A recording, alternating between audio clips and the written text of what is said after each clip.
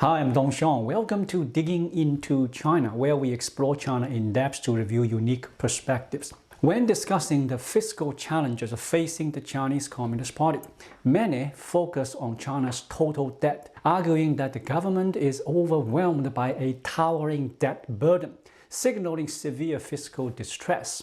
Conversely, others point to China's relatively low overall debt to defend its financial health.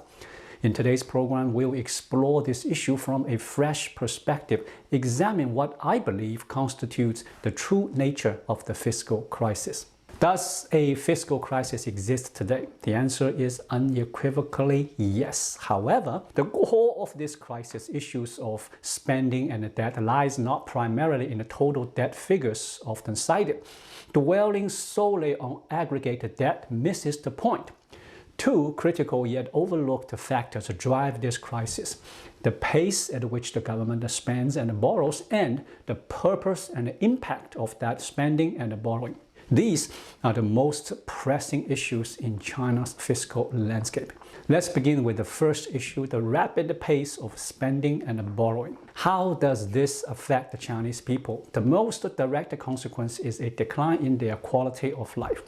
In recent years, many have likely wondered why, despite the seemingly solid economic growth, life feels noticeably harder than before. In the first half of 2025, the government reported a GDP growth rate of 5.3%. The second half may not match this figure, but with such a strong first half performance, meeting the annual 5% GDP growth target should be achievable. Globally, a 5% growth rate is impressive. In 2024, Canada's GDP grew by only 2.2%, the United States by 2.9%, and among Japan, South Korea, and Taiwan, only Taiwan came close to China with a 4.4% growth rate.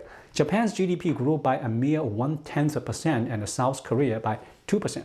By global standards, China's GDP growth appears robust. Some may argue the data is inflated, and indeed, a Rhodium Group report suggests that even with manipulation, China's GDP growth likely remains around 2%. Compared to 2019, when GDP growth was 6.1%, just 0.8 percentage points higher than 2025's first half, the decline isn't drastic yet. The lived experience in 2019 versus today feels worlds apart. If the GDP data is manipulated now, wasn't it also manipulated in 2019? Likely so. Still, the 0.8 percentage point difference between 6.1% and 5.3% has created a stark contrast in how people feel. Why does life feel so much worse now? Is it, as some online voices claim, because the Chinese people have become overly sensitive? Not at all. Data confirms the situation has deteriorated. For example, Goldman Sachs recently noted that wage growth in 2025 is less than half of what it was in 2019. The root cause ties back to the issue of spending velocity. There is an old saying: the wealthy get their money returned in full, while the common people's money is divided 3 to 7. Similarly, a nation's GDP is shared between the government and its citizens. In China, this division is highly unequal. The Chinese people receive only about 40% of GDP, compared to over 70% in the United States and Canada, and a global average of 60%. China's share is far lower. However, this imbalance isn't new and isn't the core issue. The real problem lies in differing growth rates. In theory, as GDP grows, so should people's income and government spending all rising in tandem. For instance, with a 5% GDP growth rate, incomes, government spending, and GDP should all increase by roughly 5%, creating no issues. But what happens if GDP grows by 5% while government spending surges by 10%? The result is that the government consumes the entire GDP growth. With the same 5% GDP growth, people's income growth may stall at 0% or even turn negative. This creates a crowding out effect. where government spending squeezes out the benefits of economic growth. This is precisely China's current reality. The government's excessive spending is stifling GDP growth. While we don't yet have final economic data for 2025, let's assume a 5% GDP growth target as planned. Government spending based on this year's expenditure plan includes three key components: National General Public Budget expenditure, government fund expenditure, and funds raised through debt. According to the 2025 government report, National General Public Budget expenditure is set at 29.7 trillion yuan, up 4.4% year-on-year. On this own, this growth rate seems reasonable, likely below GDP growth. However, the other two components paint a grim picture. Government fund expenditure is projected at 12.48 trillion yuan, a 23% year-on-year increase. Combined, these two yield an overall spending growth rate of 8.4%, far exceeding GDP growth. On the debt front, the central government's debt ceiling has surged from 82 trillion yuan in 2024 to 100 trillion yuan in 2025, a striking 21.6% increase. This translates to significant additional spending. The 4.4% rise in the general public budget adds 1.3 trillion yuan, while the 23% increase in government fund expenditure adds 2.4 trillion yuan. Together, these accounts for an extra 3.7 trillion yuan. In 2024, China's GDP was 135 trillion yuan. A 5% growth rate would add 6.7 trillion yuan annually. Yet, government spending increased by 3.7 trillion yuan, consuming 60% of that growth. If GDP growth is manipulated and the real figure is only 2.5%, the annual GDP increase would be just 3.37 trillion yuan, less than the rise in government spending. Compare this to 2019, when GDP grew by 7.1 trillion yuan over 2018. General public budget and government fund expenditure increased by 2.7 trillion yuan, accounting for 38% of GDP growth. Even if half of 2019's GDP growth was manipulated, the real growth would still be 3.5 trillion yuan, exceeding government spending increases.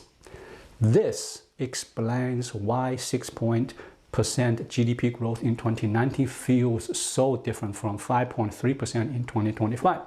Overall GDP growth doesn't reflect the growth in people's actual income, which depends on GDP growth minus government spending growth. Beyond this, the debt ceiling rose by 18 trillion yuan this year, far outpacing GDP growth. While debt overlaps somewhat with the spending categories and isn't really easily compared directly to GDP, the data on these expenditures alone reveals the alarming pace of government spending growth. Recent examples further illustrate the spending frenzy. Early this year, the government launched a trillion yuan stimulus package with widespread consumption subsidies, costing a fortune. More recently, the Yarlung Tsangpo river hydropower station, a 1.2 trillion yuan mega project, was announced. The slower China's GDP growth, the more aggressive the government spends. The issue isn't the ability to raise funds, it's that this spending is harming the economy. Even if China achieves 5% GDP growth, this high spending model means the government captures nearly all of it. Who benefits? Only those tied to government spending, public sector employees, subsidized companies, or funded projects. Ordinary citizens see little to no gain. Excessive debt and government spending are draining the benefits of economic growth, but that's only part of the problem. The approach resembles workforce relief programs where government spending stimulates economic recovery during downturns, akin to Roosevelt's New Deal. Ideally, spending 5% of GDP to boost employment would yield over 5% GDP growth, delivering long-term gains after short-term costs. But here lies the second issue. For workforce relief to succeed, government spending must drive positive economic outcomes. At the minimum, spending 100 yuan should generate more than 100 yuan in GDP. The government seems unable to achieve this, marking the second critical aspect of this fiscal crisis, the how and the why of its spending. Much of the current spending feels purposeless. Where does all this money go? Public sector salaries and official corruption are obvious culprits, with a bloated bureaucracy and widespread graft driving up costs. But government investments are another major factor.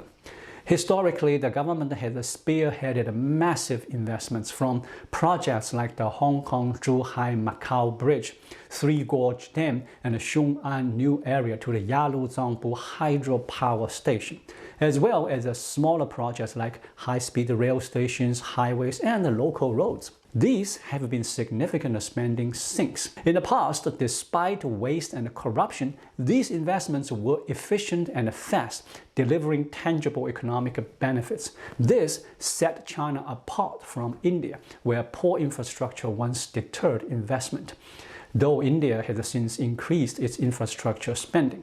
In the past, lavish spending aligned with and even supported economic growth, but recent years have changed. Initially, the leadership doubled down on traditional infrastructure with projects like Xiong'an and Hong Kong-Zhuhai-Macau Bridge. Xiong'an, however, became a ghost town, and the bridge's economic returns fell short of its cost. Recognizing the diminishing returns of infrastructure, the focus shifted to supporting high-tech industries, particularly the new three sectors: electric vehicles, batteries, and solar. These efforts yield some success. Chinese electric vehicles, despite quality concerns, offer strong value and have gained traction overseas, positioning China to potentially dominate the global market. Yet, while these efforts earn the prestige, they haven't delivered economic substance. Many new three companies are bleeding money, failing to spur growth. Worse, they've fueled overcapacity, flooding global markets with cheap goods and triggering trade conflicts with the US and Europe, which have also harmed other Chinese industries through tariffs. This wave of domestic spending hasn't brought the expected economic gains.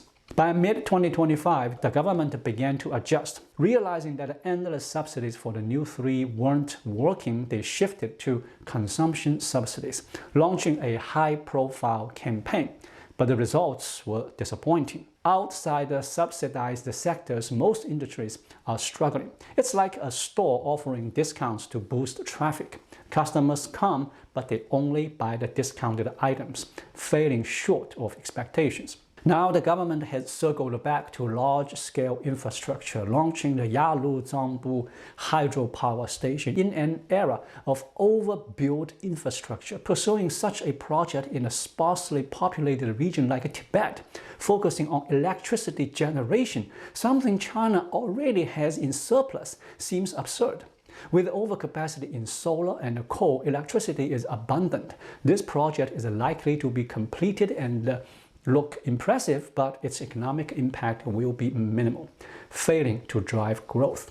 Returning to China's fiscal challenges, these two issues, excessive spending crowding out growth and ineffective purposeless investments, are the heart of the predicament. Can the government borrow more? Yes. Is there room to expand the debt? Yes. Are debt interest payments on the verge of collapse? Not yet. But spending effectively is proving elusive. Excessive spending undermines economic gains, unlike the US, which can raise funds globally. When the government spends more, ordinary Chinese have less, severely impacting their quality of life. Meanwhile, the government struggles to find worthwhile spending avenues. Even with 1 trillion or 10 trillion yuan, the options seem limited to boosting public sector salaries, funding water projects, or issuing consumption subsidies. Infrastructure has failed. High-tech subsidies have failed. Consumption subsidies have underperformed. Now they are back to infrastructure. The government is running out of effective spending options. What does the future hold? Life will become increasingly difficult. Even with decent GDP growth, the crowding out effect of government spending will intensify. The lower the GDP growth, the more the government panics, doubling down on investment. But this comes at the expense of ordinary citizens. This creates a paradox.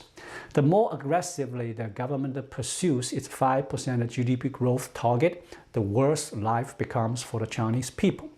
Growth driven by inefficient government investment no longer improves living standards. It may even worsen them. Nomura Securities has argued that China's quality of life will only improve when the government stops fixating on absolute GDP growth targets like 5% or 6% and focuses instead on how growth is achieved and at what cost. Given the poor returns on spending, the government will likely experiment with various measures, consumption subsidies, fertility subsidies, and projects like the Yarlung Tsangpo hydro station. The government is venturing beyond its comfort zone, funding unconventional projects. Only those involved in subsidized projects will feel the 5% growth. Predicting which projects will receive subsidies is futile. Insiders will always know first. For ordinary people, it's a matter of chance. These efforts may be the government's final attempts to stimulate the economy, only to find that none work. Could the government simply stop spending? That's challenging as it ties to their confidence, not national pride, but the belief in their own system. Massive spending stems partly from a bloated bureaucracy, but also from the perceived strength, the ability to concentrate resources for great things. This has driven some societal progress. Asking the government to abandon large-scale investment and spending is like asking them to give up their core strength, which would be a massive blow to their confidence. This concentrated resources model has long been the self-proclaimed institutional advantage, the core of why they believe they can outdo the US. Without heavy investment, that confidence crumbles. Looking back at China's fiscal system over the decades, I believe it's now on the brink of collapse. Not a collapse of funds, but a collapse of the model itself. No matter how much money is spent, it can't generate growth anymore. That's the fundamental reason the fiscal model is unsustainable. Thank you so much for watching. If you find this video helpful, please like it, drop a comment below, and hit the subscribe button right here. It really helps YouTube suggest my videos to others. I'll be back with more content soon. Until then, be well.